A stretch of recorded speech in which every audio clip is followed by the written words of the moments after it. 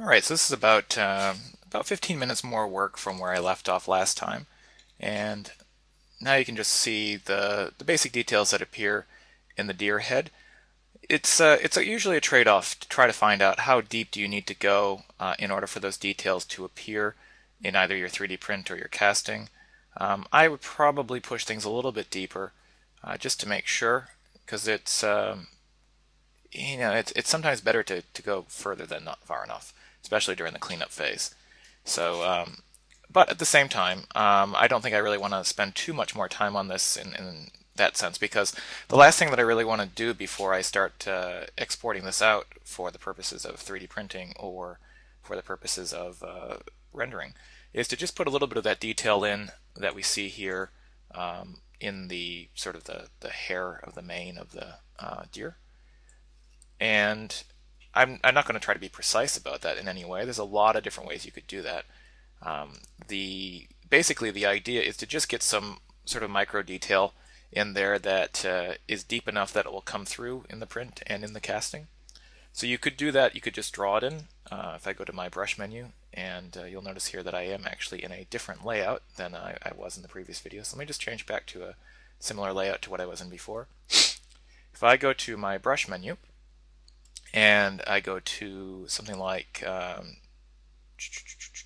Dam Standard, that is a reasonable tool for this particular operation. I could just kind of cut these in, and that does a pretty nice job. Right? I'll do a few of these here like that. I might actually really increase the intensity though, just to cut in there a lot deeper, because ultimately I do want this to come through. I don't want it to appear overly uniform, but I also don't want it to appear muddy either. Now the question is, do you want to have this pop out or pop in? And I'm kind of thinking in this case, just for a little bit of contrast, it might be a good idea if I just step back here through my undo stages a little bit.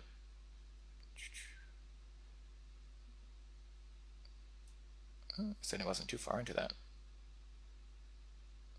It might be better, in fact, if I just I go to Z add instead of Z sub, and this way it will pop it out instead of pushing it in.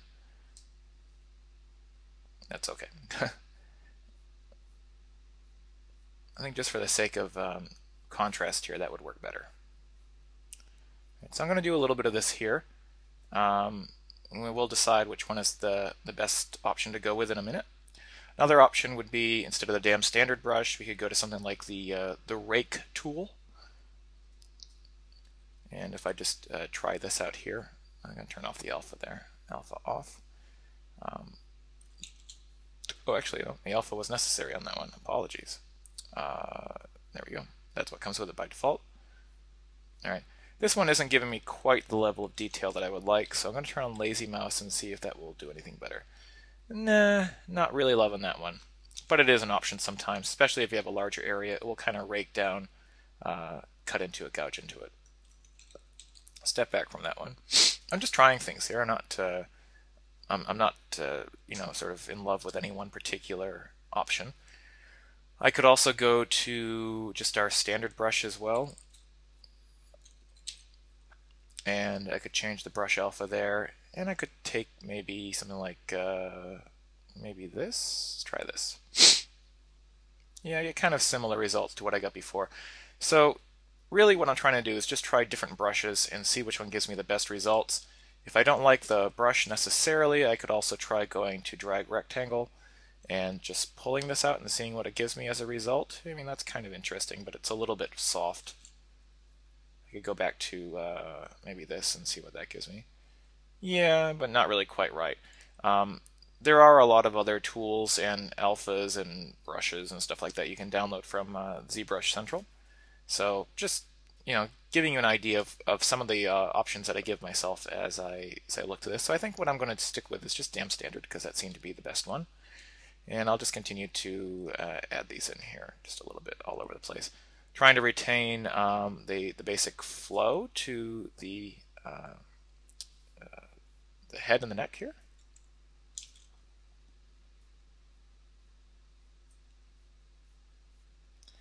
So my whole idea on this is, I like to make things not just work, but also look really nice as well.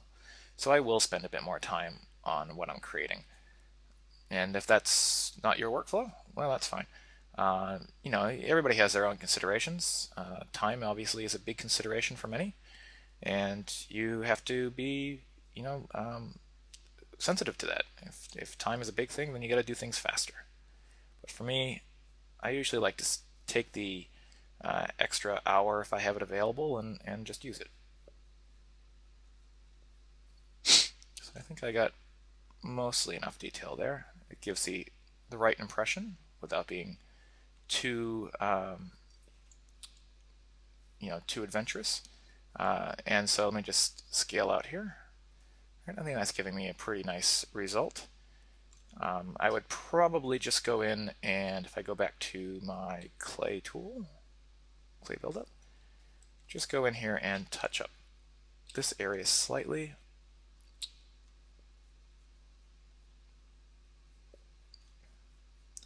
Just trying to get the transition from the outer edges inside here a little bit more clean. I might smooth this out a bit. A little hard to see what I'm doing there on that edge. I switch back to just like the matte gray or red cap, just to see a little bit better what I'm doing here.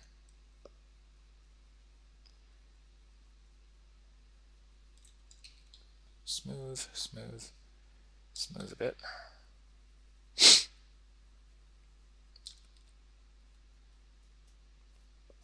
Okay. And I reckon that that's probably close enough. All right. Close enough for government work. All right. A few little things here on the edges that I might want to fix. I'll do that by going up to my hard polish, H polish tool. And I'm just going to reduce the intensity a bit. What I'm going to try to do here, and maybe a different material will make more sense for this. Just going to try to flatten this out here a bit without ruining the surface too much. And sometimes it will ruin the surface a little bit, so another option I have is just flatten.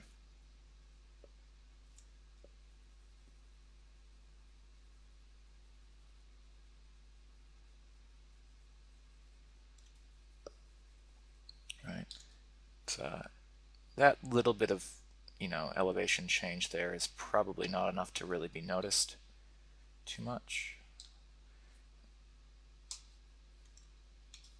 Again, the thing is that you get so caught up when you're working in ZBrush at looking at this little tiny fine detail here, but the reality is that this is the ring blown up to like gigantic size. So you really have to appreciate it for, you know, what this actual size of the ring would be in the end. You know, something about that size or so. I typically like to just do a very quick preview render to see how much detail will come through on the screen, and I'll do that by clicking on the BPR icon, which is Best Preview Render. And this would just give me a little bit better render in the scene based on the lighting. And again, much of that detail that I've put in there really is not tremendously visible. Might be a little bit small for a Signet ring, but all the same. So, you know, like I said, it does come down to how much resolution your printer has.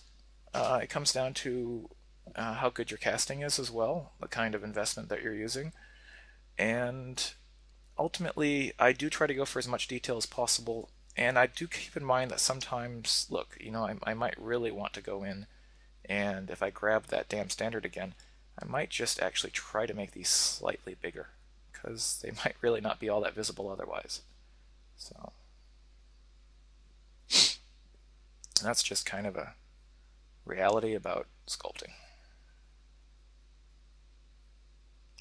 Doesn't look so nice when you're up this close, but it might be necessary in order to be able to see the detail later.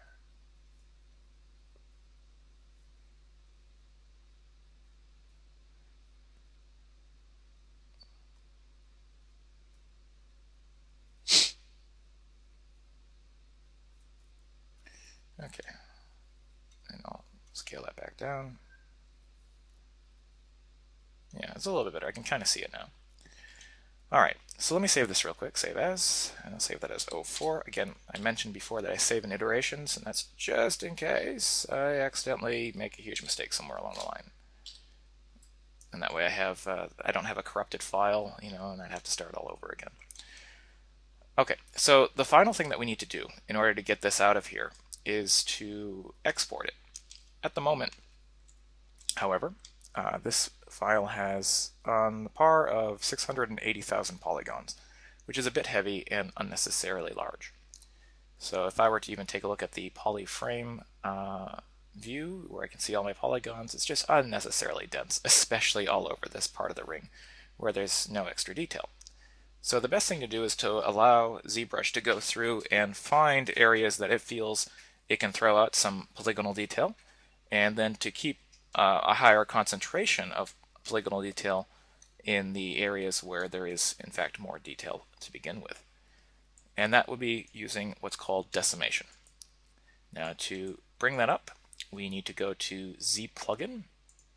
The plugins are obviously little additional things that come with ZBrush.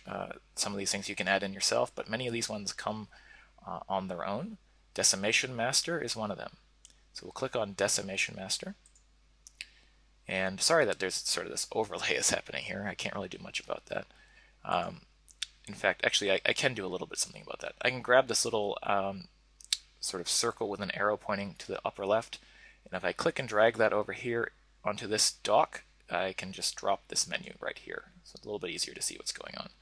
So Decimation Master, there we go. That's one of the ways that you can customize the ZBrush interface. Decimation is a two-step process. You have to pre-process the ring first, or the geometry first. That's where ZBrush goes through and determines whether or not detail can be thrown out in a particular area. And so we'll click on that first, and I'll go through. It usually takes it a couple moments to do that. And after we pre-process this, then we can actually go through and indicate the percentage of decimation that we want to work with. So like I said, we were at 680,000 polygons before. Right now, I could change the percentage of decimation, and this means this would result in 20% of the original number of polygons, which if I bring out my calculator, says that 680,000, that's that, times 0.2 would be 136,000. So if I just try that real quick, right, to verify, at 20% decimation, just hit Decimate Current. Right. Notice that we don't really see any difference to the surface here, but now we're at 135,000 points, which is not the same as polygons, but it is sort of the reduction that has been created here. The difference here that we would see, though, if I could turn on polyframe, is now you can notice that there is a lot of information that's been thrown out, especially on the surface of the Signet, as well as even here on the sides. This is what it looked like before, and this is what it looks like after the decimation. And you can see that all that detail that we are creating in here in the deer is still preserved. It's really quite tight and dense in there, but we can do better than this. So I'm just going to undo, and I will change my decimation down to something like 2% and see what we get. Now, obviously it's thrown out a lot more information, and there's a lot more faceting going on, or tessellation that's happened in the deer itself. That might be a little bit low. So let's just undo that real quick, and I'll push this up to maybe 5% now, decimate, and that looks pretty darn good. There obviously has been a bit of a change. If I switch back and forth between here, that was before, that's the original, and that's after. But as you can probably respect, when we zoom out, that is going to be totally irrelevant. And what we get now is a model that has 67,000 polygons instead of 680,000, so it's like 10% the original size, and all the detail that we need is preserved, which is great. And this is really easy to export now. I would export this out. There's a couple ways you can do it. I tend to go about the route of simply going to export and saying export OBJ. In this case, I would call this, how about Signet complete. And there are other ways. There is this STL exporter or I should say 3D print exporter here, right? And this does give you the options to export things as STLs, but I always find that it ends up messing up the scale somehow. So I'm not a big fan of that. I rather just take this file that I've created, and if I'm going to send it off to a 3D printer, I'll bring it back into NetFab and export it from NetFab as an STL, and that retains everything. It's that's just the way that it works best. I don't do any cleanup in NetFab. I just export it directly, and when I bring it into Magix for 3D printing, I do all my cleanup in there.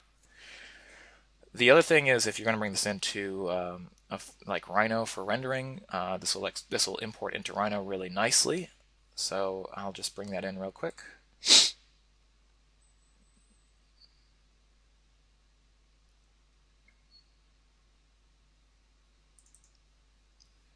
Right. And so if I import that in, go and find our deer head there, and we don't want to import a 3DM. We'll just look for not Vermals, look for Signet complete, and there we go. The size is still preserved, so ZBrush has not messed up the scale at all. It's preserved the original scale. And if I go to turn on my rendered view, there we go. I would not worry too much about this kind of tessellation that you're seeing here. This is not significant enough to be all that much of a concern. But if you do feel like it's not right for you, if you feel like it's causing you any kind of worry, or if it's showing up weird in your renders for whatever reason, then just step back to that decimation master and don't reduce the polygon count so much. So it's it really depends on what you're comfortable with. So you could render this out and you'd be just fine. So I'm going to stop there and say hopefully this has been a helpful tutorial. It's a process that I use. I wouldn't necessarily do it exactly this way if I was doing this signet ring, but it is a process that I use similar to the way that I especially put detail on the side of signet rings. If I need to reflect that detail over simultaneously, it can be really useful instead of having to draw it twice. And yeah, I'm quite pleased with the workflow. And thank you for watching.